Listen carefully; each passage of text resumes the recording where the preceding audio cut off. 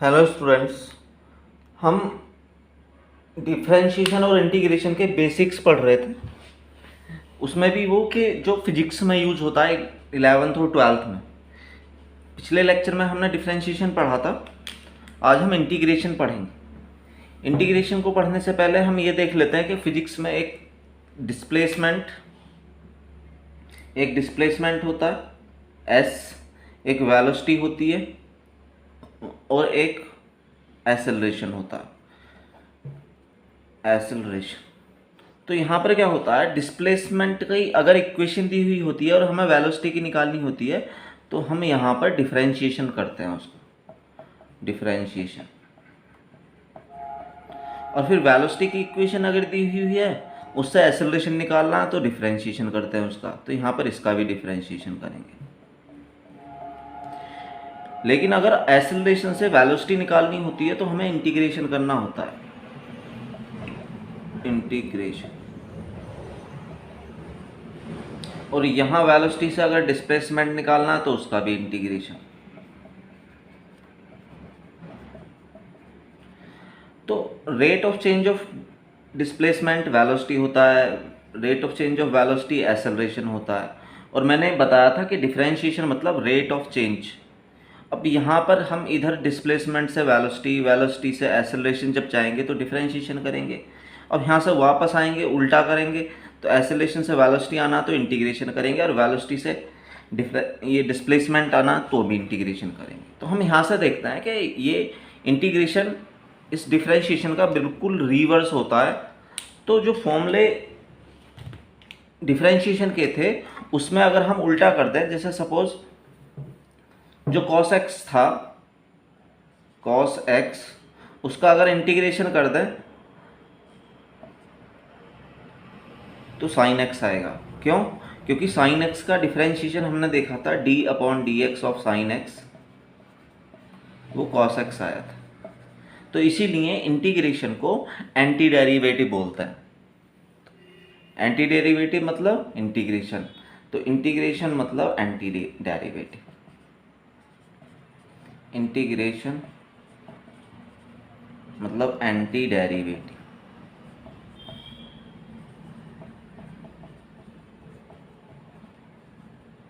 Derivative मतलब differentiation यहाँ पर। तो हमने जो डिफरेंशिएशन पढ़ा था उसका बिल्कुल रिवर्स करना है तो इंटीग्रेशन हो जाएगा। जैसे डिफरेंशिएशन का साइन था d/dx, जिसका हमें डिफरेंशिएशन करना है x के रेस्पेक्ट में, उसे यहाँ पर लिखेंगे। जैसे x की पावर 2 का करना है तो यहाँ लिखेंगे x की पावर 3 का, इसी तरह से sin x, cos x, log x जो भी है। लेकिन इंटीग्रेशन का अगर किसी का इंटीग्रेशन करना है तो उसे ये और dx यहाँ पर, जिसका इंटीग्रेशन करना है उसे यहाँ बीच में लिखेंगे। जैसे सपोज करो x की पावर 5 का करना है तो उसे यहाँ पर लिखेंगे, इंटीग्रेशन का साइन होता है। इंटीग्रेशन का एक मीनिंग और होता है सम। जैसे डिफरेंशिएशन का मीनिंग होता है डिफरेंस, ऐसे ही इंटीग्रेशन का मतलब सम। अब यहाँ पर इसका क्या करेंगे, इसका फॉर्मूला होगा x की पावर, इसमें एक जोड़ देंगे 5 + 1। अब ये पावर जो आई है उसी को नीचे लिख देंगे 5 + 1, प्लस यहाँ पर c लिखेंगे। c कांस्टेंट होता है, क्यों आता है अभी बताऊंगा। तो इस जगह x की पावर 6/6 प्लस c। अब ये जो दिया हुआ है अगर मैं इसका डिफरेंशिएशन कर दूं तो दोबारा इंटीग्रेट यही x की पावर 5 आ जाएगा। क्यों? क्योंकि इंटीग्रेशन का उल्टा डिफरेंशिएशन और डिफरेंशिएशन का उल्टा जो होता है वो इंटीग्रेशन होता है। तो यहाँ पर अगर मैं x की पावर 6/6 प्लस c का डिफरेंशिएशन करने लगूँ d/dx, तो पहले x की पावर 6 का करूँगा। मैंने बताया था x की पावर n का डिफरेंशिएशन होता है n x की पावर n माइनस बदला, मतलब पावर की पहले मल्टीप्लाई, पावर की जब इसकी यहाँ मल्टीप्लाई होगी तो जगह 6x की पावर एक पावर कम तो 5 अपॉन ये नीचे पहले 6 लिखा हुआ है। कांस्टेंट का डिफरेंशिएशन 0 होता है, 6 से 6 कैंसिल, तो x की पावर 5 आ गया। तो देखो जिसका हमने इंटीग्रेशन करा था वो दोबारा आ गया अगर हम उल्टा करते हैं। तो ये एक दूसरे के रिवर्स होते हैं। अब ये c क्यों आता है ये बताता हूँ। जो इंटीग्रेशन होता है वो दो तरह का होता है। इंटीग्रेशन के दो पार्ट होते हैं। पहला नंबर होता है इनडेफिनिट, डेफिनिट इंटीग्रेशन, और दूसरा होता है डेफिनिट इंटीग्रेशन।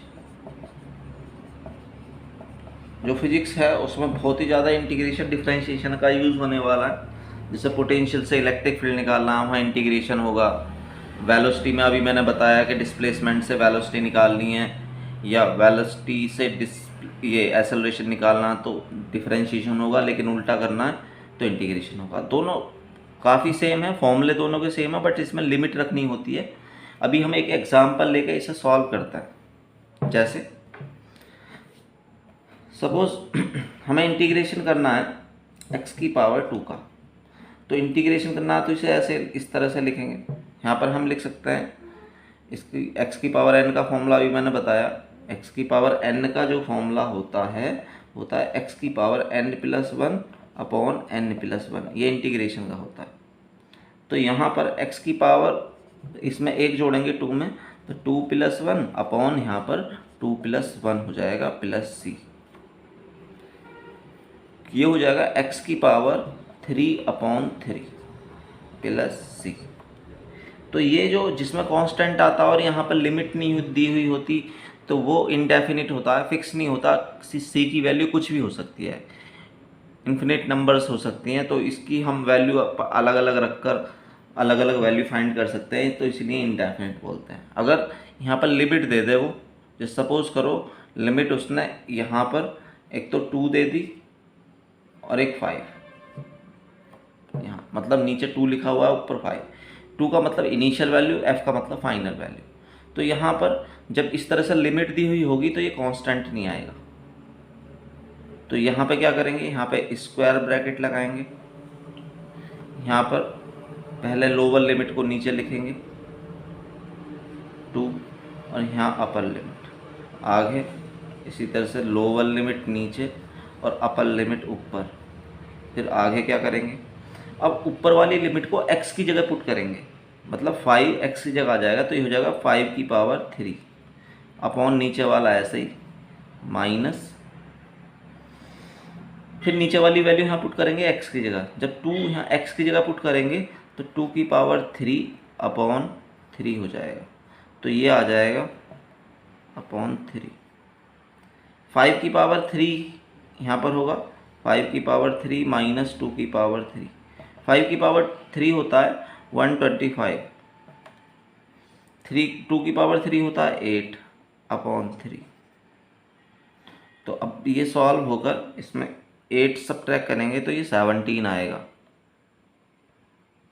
तो ये हो जाएगा 117 अपॉन 3। तो इसका आंसर आ जाता है। तो यहाँ पे इस इंटीग्रेशन को डेफिनेट इंटीग्रेशन बोलेंगे। कब, डेफिनेट इंटीग्रेशन में याद रखना है, डेफिनेट में इंटीग्रेशन के लिमिट्स दी हुई होती हैं।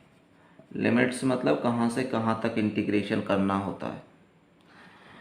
तो हम एक बार इसके फॉर्मूले देख लेते हैं, फिर मैं इसके और एप्लीकेशन बताऊंगा कि इंटीग्रेशन के कहाँ कहाँ यूज़ होता है। जैसे इंटीग्रेशन मैंने बताया कि डिफरेंशिएशन का उल्टा होता है। अब एक एग्जांपल ले लेते हैं, जैसे cos x का अगर तुम डिफरेंशिएशन करोगे, cos x का डिफरेंशिएशन, तो माइनस के साइन x आएगा। तो इसका उल्टा कर दें, इंटीग्रेशन करें अगर, सपोज करो माइनस साइन x का इंटीग्रेशन करते हैं तो वो cos x आएगा।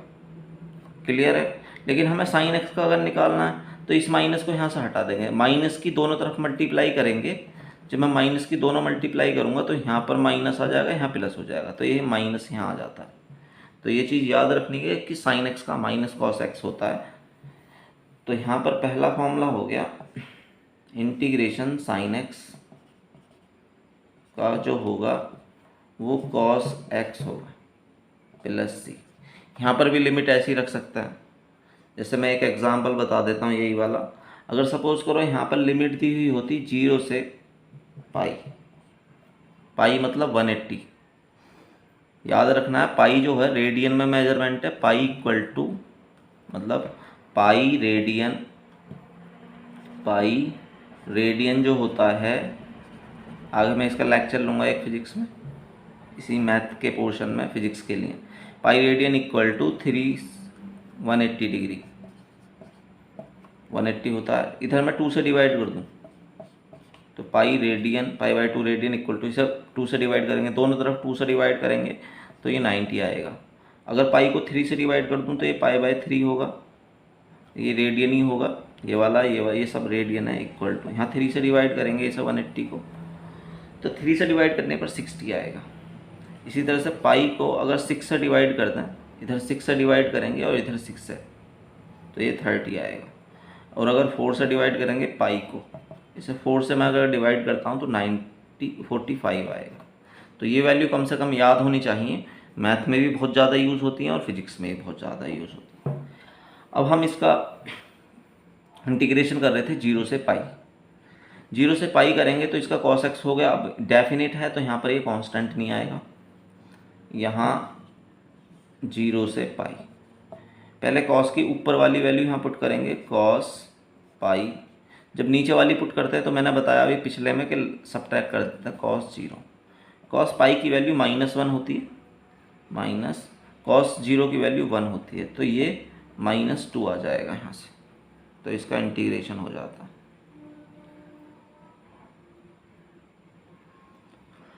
एक बार दोबारा बता देता हूँ, साइन एक्स का भी हमने देखा कि साइन एक्स का जो था वो माइनस कॉस एक्स होता है, अभी जो फॉर्मूला बताता है। तो यहाँ ब्रैकेट के बाहर माइनस आएगा, ये मुझे ग्राफ से पता चल गया कि कहीं पर मिस्टेक है।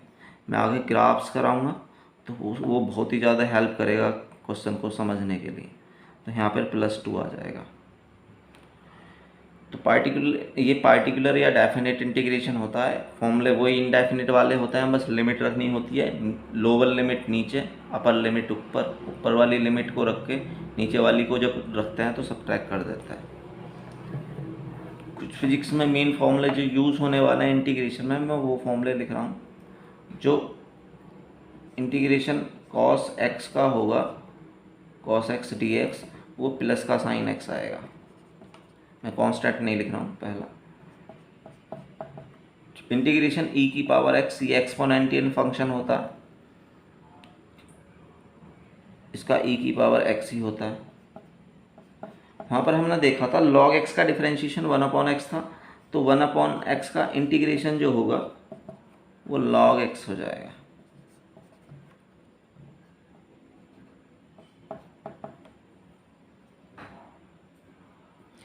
तो यहाँ पर और अभी बताया कि साइन एक्स का जो होगा इंटीग्रेशन वो -cos x हो जाएगा। यहाँ से जब हम वैल्यू फाइंड करेंगे तो इसी तरह से आ जाएगा।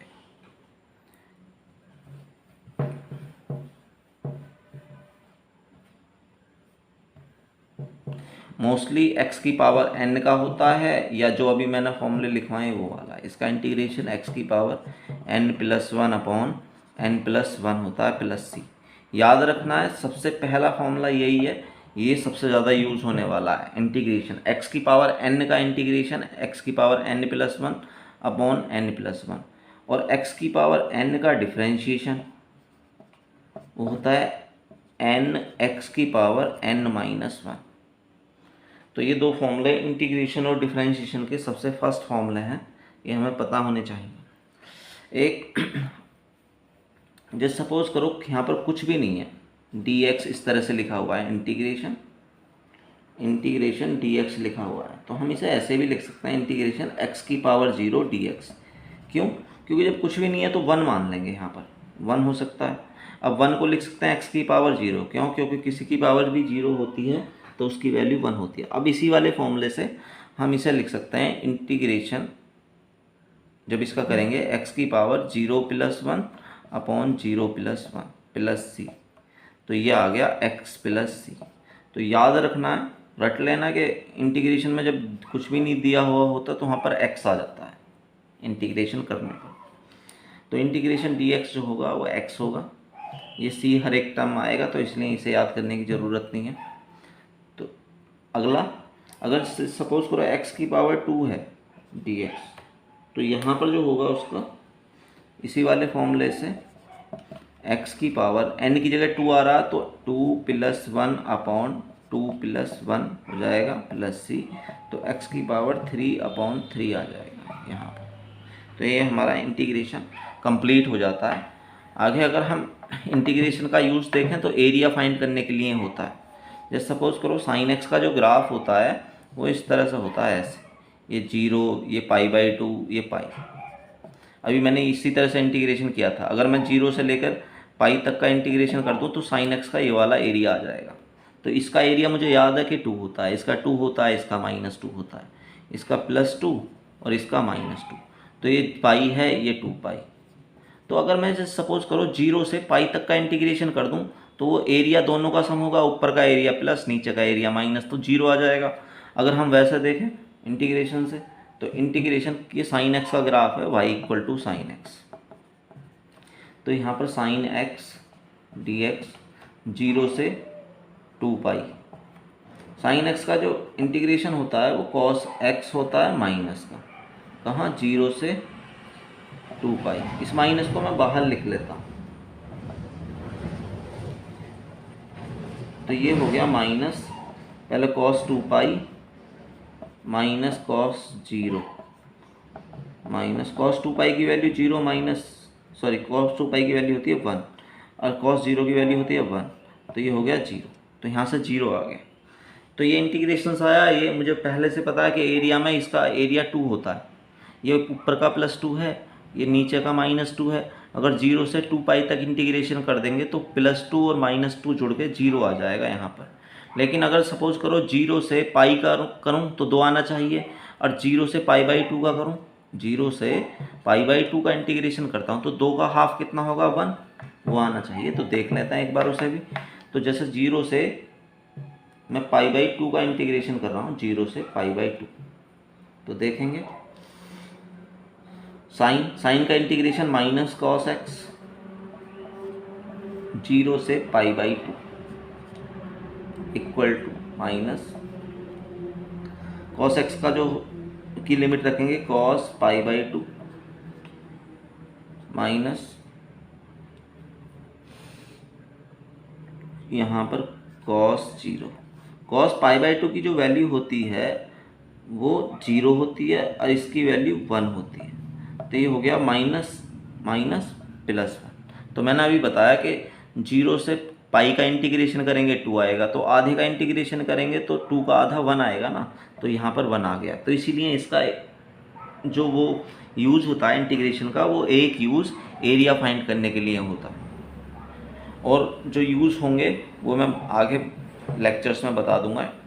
इसमें फिजिक्स में जो यूज़ होने वाला है बहुत ही ज़्यादा यूज़फुल है ये वाला चैप्टर। ओके।